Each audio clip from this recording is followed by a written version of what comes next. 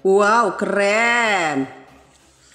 Guys, ada orang mulai mengincar akun kita. Tapi saya ulangi, karena saya meminta bahwa seorang orang tuanya dari Iki itu orang kuncinya harus disidik ulang. Kemudian bupatinya, mantan jenderal tersebut, dan anak-anak geng motor tersebut, periksa ulang yang namanya rekeningnya. Ya kan? Kenapa di 2016 masa iya nggak tahu yang namanya kasus tersebut, rekening itu mengalir ke siapa saja, suapnya ke siapa saja.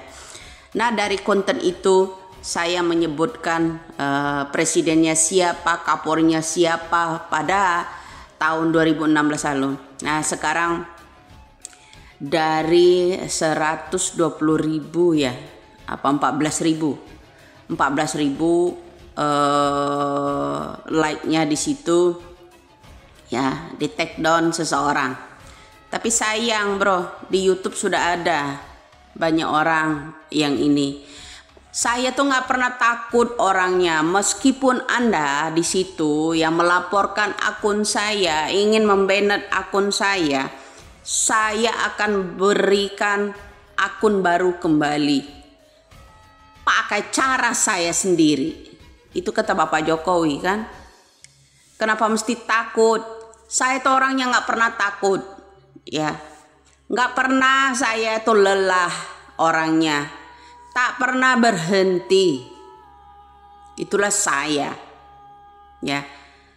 Meskipun diawali dari nol, no problem. Yang penting YouTube-nya masih bisa.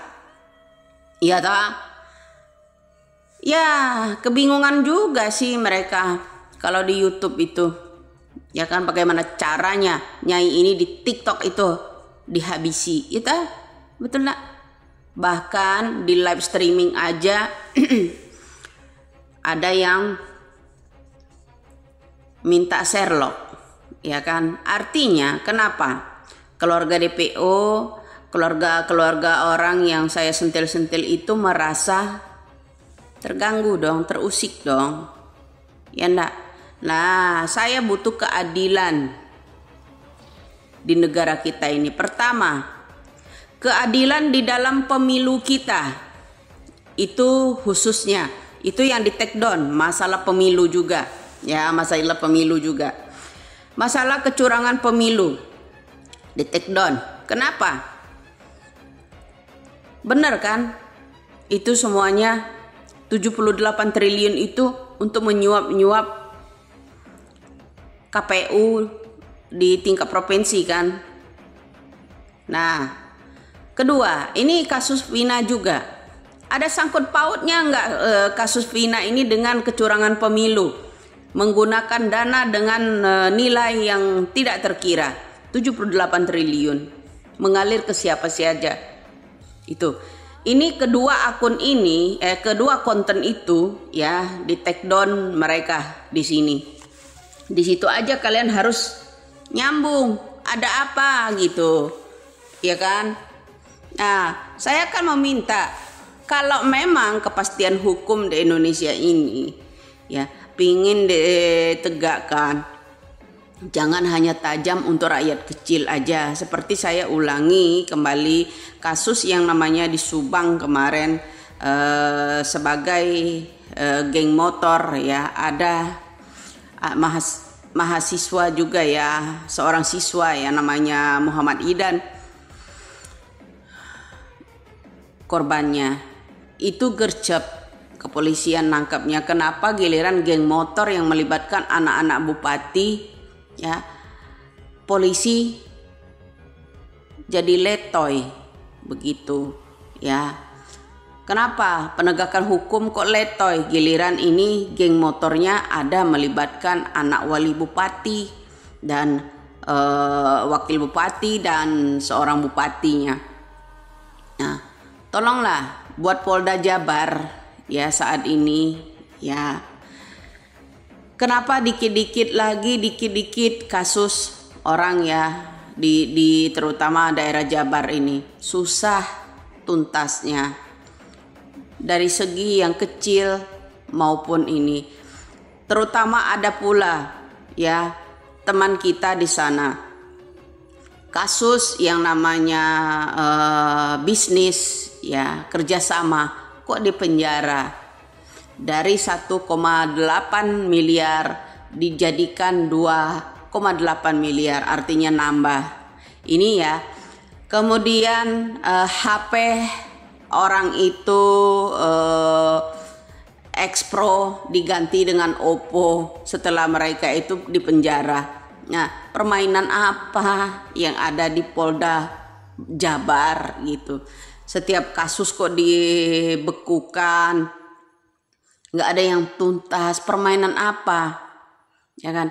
Coba Polda Jabar ya khususnya, coba ya omongan saya ini betul-betul ini kalau tidak percaya ya pejabat-pejabat yang di daerah Jabar ini banyak sekali kena kasus korupsi, suap dan segala macam. Periksalah tuh yang namanya apartemen The Edge yang ada di Cimahi Selatan, lantai 17, lantai 18, lantai 16 itu banyak sekali yang namanya unit-unit pemiliknya adalah mantan-mantan pejabat yang disita polisi. Dilanjutkan nggak itu kasus? Ya kan? Ada juga di apartemen itu tersebut ya. Saya dengar ini dulu dari teman-teman ya, pembuatan uang di dalam apartemen. Itu kala menjelang yang namanya pemilu, menjelang yang namanya pileg, pilkada, pilkup. Nah, selalu ada di situ. Itu sudah disita ruang itu pada waktu itu. Nah, kenapa mesti geram dengan penelitian saya, ucapan saya gitu. Nah, saya tadi ulangi ya, tentang konten saya mengenai kasus 78 triliun di kecurangan pemilu ini. Ya, ada kaitannya enggak dengan penyidik yang saya minta dengan kasus Pina? Ada kaitannya enggak kira-kira? Kenapa kedua konten ini di take down, tidak mau dengar untuk menutupi itu kan kasus Pina ini, agar kenapa? Agar yang namanya kasus-kasus Pina ini melibatkan yang namanya orang-orang berpangkat, pejabat-pejabat yang luar biasa ya, tertutupi gitu ya. Jadi buat netizen yang geram dengan ini konten saya itu, bilang pelecehan dan segala macam. Tidak ada unsur pelecehan di situ. Ini pengungkap kebenaran, edukasi sangat positif. Kenapa pihak TikTok bisa bilang itu pelanggaran yang dilaporkan seseorang, kemudian mereka take down, ya kan? Ketika diajukan banding kan dipulihkan, ya kan? Nah, ada apa gitu? Ada nggak kaitannya ya dua konten ini mengenai yang namanya kasus korupsi 78 triliun dana yang digunakan pemilu, kecurangan pemilu dengan kasus Pina? Ketika saya mengungkap dana 78 triliun ini kemarin, muncullah yang namanya kasus Pina agar digegerkan, agar kita lengah ya kan dari kasus kecurangan pemilu dan dananya mencapai 78 triliun ya kan. Untuk di daerah aja ditransfer sebesar 30 miliar. Nah, semoga logika kalian nyambung ya, nyambung dari kedua konten saya ini. Saya minta penyidik yang namanya orang almarhum itu sendiri dibuka kembali kasus ini ya kan, agar ketahuan suap dari bandar itu mengalir ke siapa saja, termasuk geng motor. Itu aja, cek aja itunya, reknya. Oke.